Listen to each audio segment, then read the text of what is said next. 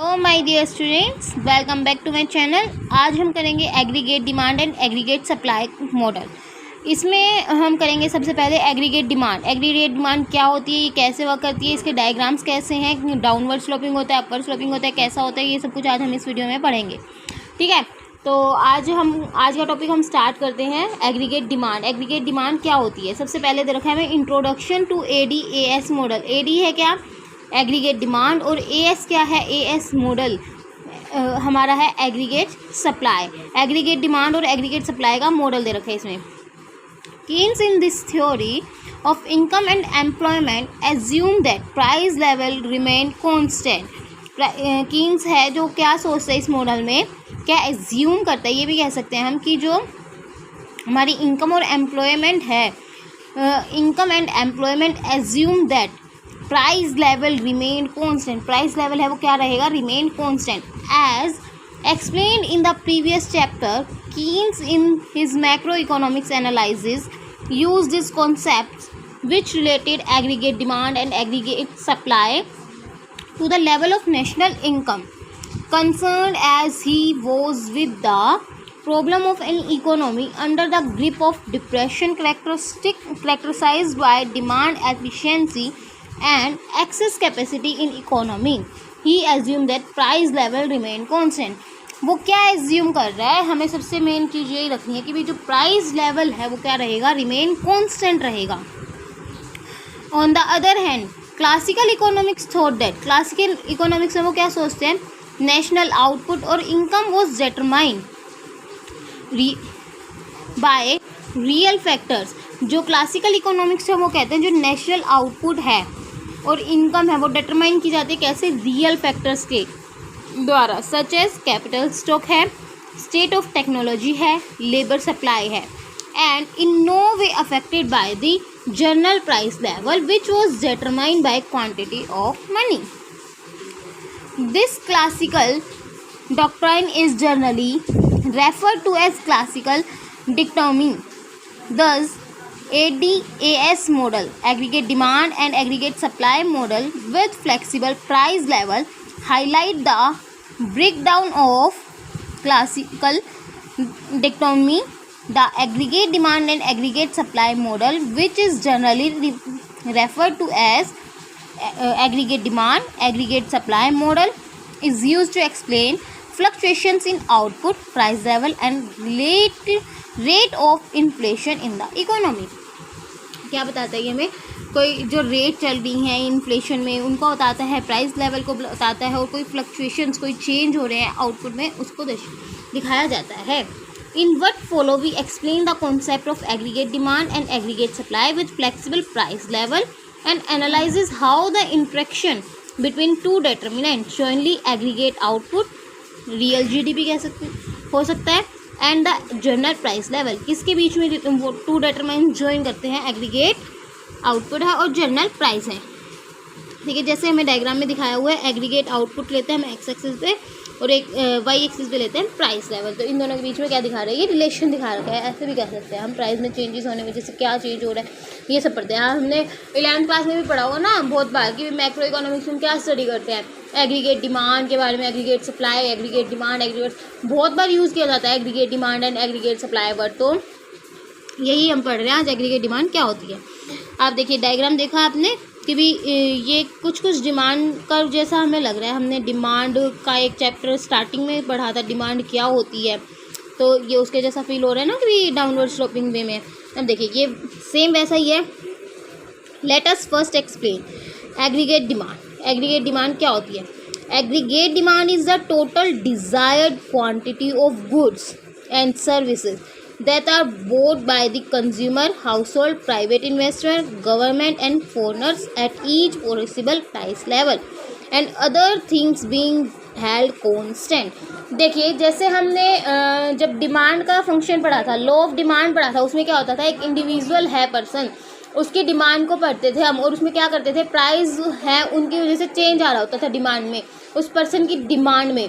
ठीक है, तो उससे चेंज आता था, हमारे प्राइस में इंक्रीज़ होते थे तो डिमांड कम हो जाती थी, और डिमांड प्राइजेस जब हमारे कम होते थे डिमांड इंक्रीज़ हो जाती थी। और जो रिमेनिंग फैक्टर्स रहते थे वो क्या रहते थे, कांस्टेंट रहते थे। ऐसे ही इसमें लिखा है एग्रीगेट डिमांड क्या होती है, बस इसमें पहले ये बताया कि भाई एग्रीगेट डिमांड होती क्या है। टोटल डिज़ायर क्वांटिटी, जितनी भी टोटल क्वांटिटी है गुड्स और सर्विस परचेज किए जा रहे हैं किसके द्वारा, कंज्यूमर हाउस होल्ड है, कोई प्राइवेट इन्वेस्टर है, कोई गवर्नमेंट कर रही है, कोई फॉरनर्स कर रहे हैं, किसी भी पॉसिबल प्राइस पे, उसको क्या कहते हैं, एग्रीगेट डिमांड। मतलब टोटल ऑल ओवर इकोनॉमी में कितनी डिमांड हो रही है। ठीक है। Other things being held constant, ऐसे ही हमारा क्या होता था, जो लॉ ऑफ डिमांड था उसमें भी अदर थिंग्स जो होती थी वो क्या रहती थी, रिमेन कांस्टेंट होती थी। The aggregate demand is not any quantity demanded at particular price level but it is a whole schedule of total output demanded at various price levels and is represented by a curve. The aggregate demand has 4 components. कौन कौन सी components है, note down कर लीजिए आप। First है consumption demanded, private investment demanded, government purchase of goods and services and last है हमारे पास net exports. कोई कंजम्पशन के लिए डिमांड कर रहे हैं, कोई प्राइवेट इन्वेस्टमेंट कर रहे हैं, कोई गवर्नमेंट परचेज कर रही है गुड्स एंड सर्विस को, कोई एक्सपोर्ट्स हो रहे हैं, तो उनको वो क्या है, एग्रीगेट डिमांड के कंपोनेंट्स हैं। ठीक है। Aggregate demand curve depict the total output of goods and services which households, firms and government are willing to buy at each possible price level. ये क्या कह रहा है, एग्रीगेट डिमांड कर्व जो है वो डिपिक्ट करता है टोटल आउटपुट कितना है गुड्स और सर्विसेज का, जो कि हाउस होल्ड के द्वारा, फर्म के द्वारा और गवर्नमेंट जो है विलिंग है बाय करने में हर एक चीज़ को पॉसिबल प्राइस लेवल पर। अब देखिए नेक्स्ट क्या लिखा है हमारे पास, मैं रोटेट कर देती हूँ फ़ोन को पूरी स्क्रीन वो दिखाई देगी बुक की, क्या लिखा है। दस aggregate demand curve shows the relationship between the total quantity demanded of goods and services and general price level. ठीक है, हमने स्टार्टिंग में भी पढ़ा था कि भाई जो क्वांटिटी डिमांडेड होती है वो क्या शो करता है, रिलेशनशिप क्वांटिटी डिमांडेड जो हो रही है गुड्स और सर्विसेज की किस पर, जनरल प्राइस लेवल पर। हम देखिए एक्स एक्सिस पे क्या लिखते हैं, एग्रीगेट आउटपुट लेते हैं, फिर एग्रीगेट डिमांड कह सकते हैं हम उसमें लेते हैं, और जो हमारा वाई एक्सिस होता है उस पर क्या लेते हैं, प्राइस लेवल लेते हैं। एक्स एक्सिस पे क्या लेते हैं, aggregate output, and Y axis पे हम लेते हैं yes price level.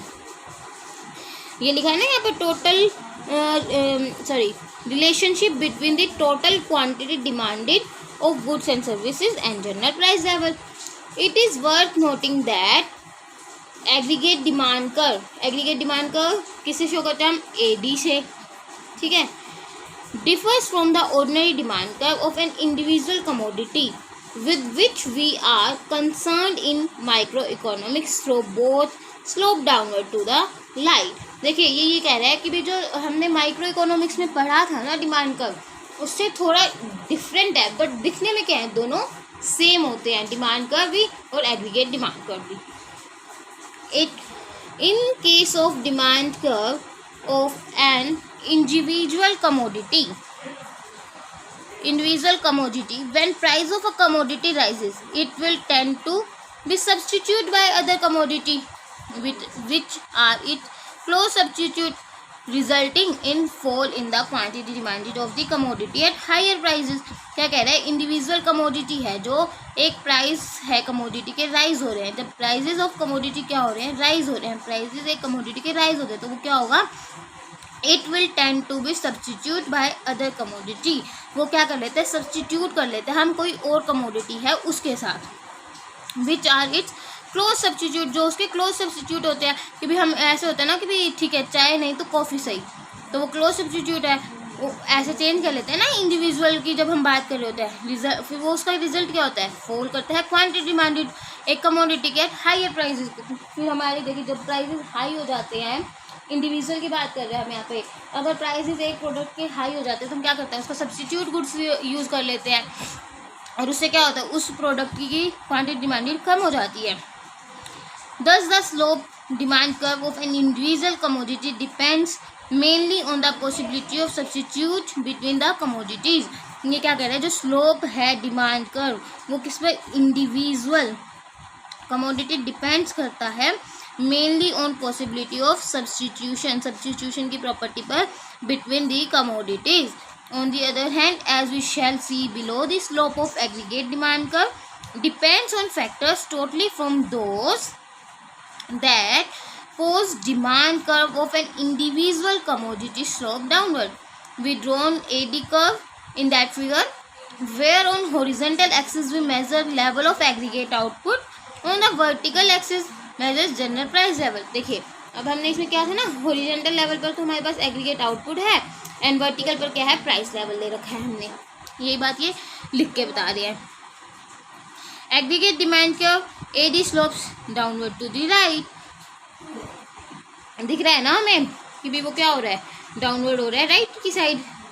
It is important to note that ADAS model is unlike the market demand supply model of microeconomics theory. When we consider demand and supply in the particular market, say for cotton cloths, rise in its prices will cause an increase in its quantity supply. वो जो rise हो रहा है prices में कोज क्या करेगा, increase in quantity supply. But doing so resources will be withdrawn from other goods.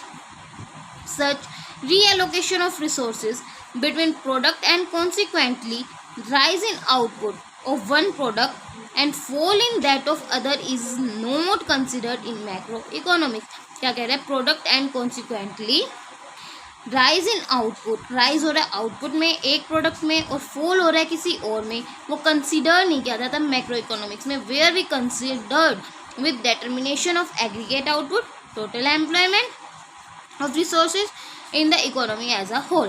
आई बात समझ में. आई होप आपको एग्रीगेट डिमांड का मीनिंग क्लियर हो गया होगा क्या होता है एग्रीगेट डिमांड. ठीक है, जब होल लेवल पर हम इकोनॉमी में डिमांड का फैक्टर पढ़ते हैं, उसमें जब एक प्राइवेट इन्वेस्टर है, गवर्नमेंट, कोई गवर्नमेंट है, कंज्यूमर हाउस होल्ड्स हैं, फॉरनर्स हैं, वो भी पॉसिबल प्राइसेस पे किसी चीज़ की डिमांड कर रहे हैं जनरल प्राइस लेवल पर, और जो अदर फैक्टर्स हैं वो क्या रहते हैं, रिमेनिंग कांस्टेंट रहता है. अब हम पढ़ेंगे एग्रीगेट डिमांड का जो है वो स्लोप करता है डाउनवर्ड. वाई, क्यों हमेशा एग्रीगेट डिमांड का स्लोप करता है लाइक डाउनवर्ड. अब जैसे देखिए, demand curve of individual commodity aggregate demand का sloping graphically the relationship between total spending and price slopes downward to the right. It means at higher price level. देखिए हमने जैसे डिमांड कर्व में पढ़ा था वैसे ही हमने एग्रीगेट डिमांड में पढ़ा है कि भी जो हमारा डिमांड कर्व जैसे स्लोप करता था डाउनवर्ड की साइड, वैसे ही हमारा जो एग्रीगेट डिमांड कर्व है वो भी स्लोप करता है डाउनवर्ड की साइड. और ये क्या करता है, स्पेंड करता है price level slope to the right. This means that higher price level the total spending और quantity of aggregate output purchased और demanded in less at the lower price level of the total spending or total purchase aggregate output of good is higher. यही बात हमने demand वाले chapter किया था तब पढ़ी थी. जब हमारे पास प्राइसेस बहुत ज़्यादा होते हैं तो उसकी क्वांटिटी डिमांडेड कम हो जाती है, और जब उसके प्राइसेस कम हो जाते हैं तो उसकी डिमांडेड हायर हो जाती है. अब देखिए ये फैक्टर्स आते हैं कि भी किन किन से हमारा जो एग्रीगेट डिमांड कर्व है वो स्लोप करता है डाउनवर्ड की side. Real balance effect, real balance effect है हमारे पास, जिसकी वजह से हमारा जो स्लोप है एडी कर्व है वो स्लोप करता है डाउनवर्ड स्लोपिंग.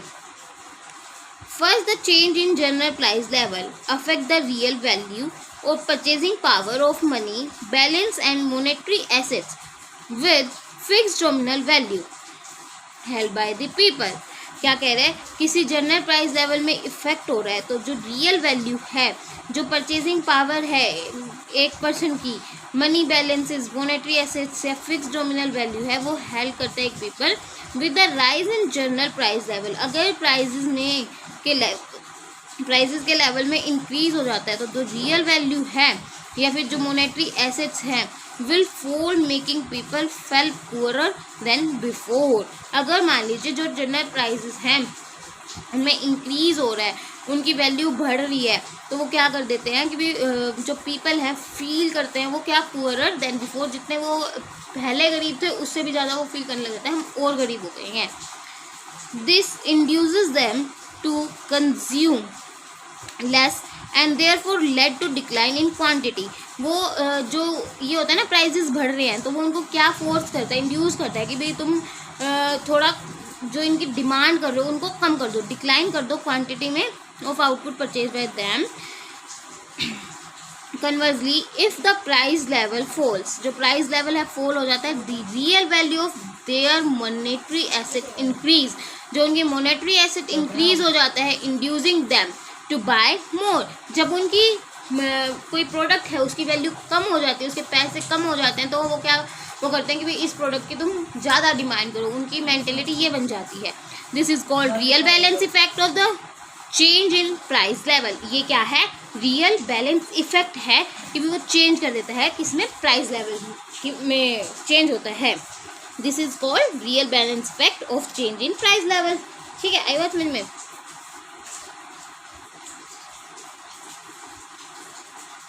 नेक्स्ट पढ़ते हैं हम, जो सेकंड फैक्टर है वो क्या है? रेट ऑफ इंटरेस्ट इफेक्ट, कि भाई रेट ऑफ इंटरेस्ट कैसे इफेक्ट करती है। Secondly, another important reason for downward sloping nature of aggregate demand curve is effect of change in journal price level on the rate of interest and through it on investment demand. At a higher price level, the people will require more money for conducting a given amount of transaction. This will lead to increase in demand for money for making transaction. Given the money supply, the increase in demand for money will cause the rate of interest to go up. At a higher rate of interest, demand for investment in new capital goods will decrease. जो rate of interest है वो higher होगी तो क्या होगा? जो capital goods हैं, कोई नए गुड्स परचेज करने हैं तो उनमें इन्वेस्टमेंट क्या हो जाएगी? कम हो जाएगी। On the contrary, if aggregate price level falls, aggregate price level fall हो रहा है तो क्या होगा? जो डिमांड है किसके लिए? Money for transaction purpose will decline and the money supply being given, this will lead to fall in the rate of interest. At the lower rate of interest, investment demand will increase. Lower rate होगी तो investment demand क्या होगी? Increase हो जाएगी. Conclude कैसे करेंगे इसको? Investment demand and the general price are always या ऑल्सो इनवर्स रिलेटेड. आई बात समझ में? आई होप आपको ये दोनों पॉइंट्स क्लियर हो गए होंगे. हमने पहला पॉइंट पढ़ा था रियल बैलेंस इफेक्ट होता है, सेकंड हमने पढ़ा rate of interest effect, real balance effect and rate of balance effect. Third आता है foreign trade effect. Foreign trade जो है वो कैसे अफेक्ट करता है एग्रीगेट डिमांड को कि वो डाउनवर्ड स्लोप करें.